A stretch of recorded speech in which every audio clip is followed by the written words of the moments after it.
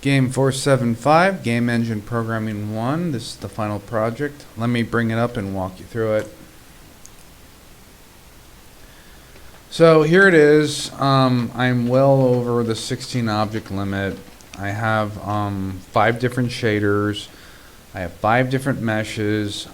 Some of the shaders care about a light source, some don't. That spiky object right there, that is a light source. It's changing color and changing position. The ones that care about the light source are following it, and they're looking at it, as you can tell from the scene. So let's see, the 5 meshes I have the torus, I have the cube, I have the monkey face, I have the sphere, and I have that spiky object right there. So I found that making or mapping out all the vertexes, normals, and UVs by hand was a terrible pain. So what I did was I created an wavefront loader. Those are the .obj files. And here it is. It's just really ugly, huge function that just parses out a .obj file that you can get from like Blender or 3ds Max, whatever. I use Blender to get those. And so that's how I made all the artwork here.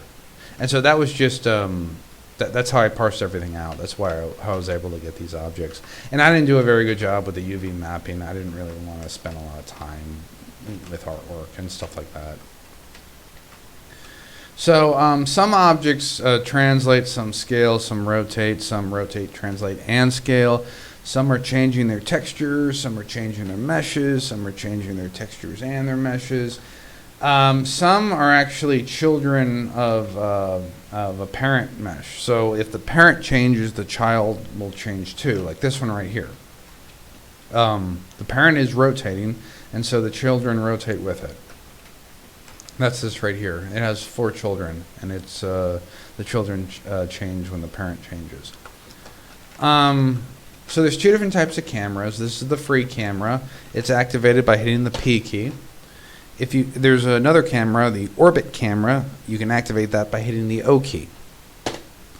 So this camera can't strafe. It can zoom in, zoom out with the W and S keys, and it can orbit with the left, right, up, and down keys. So that's that. I'm going to go back to the free key by hitting the P key. Or I'm going to go back to the free camera by hitting the P key.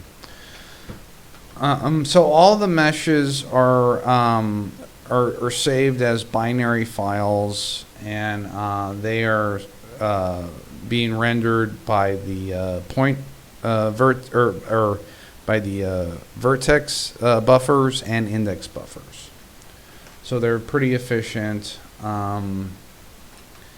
The shaders, I'm using a wireframe shader, a color shader, a shader that just pastes a texture, one that changes color, one that a texture that's looking at the color, and a base texture that doesn't have a base shader that doesn't that's just looking at the color. It doesn't have a texture or anything. And let's see, make sure I got everything. I think that's it.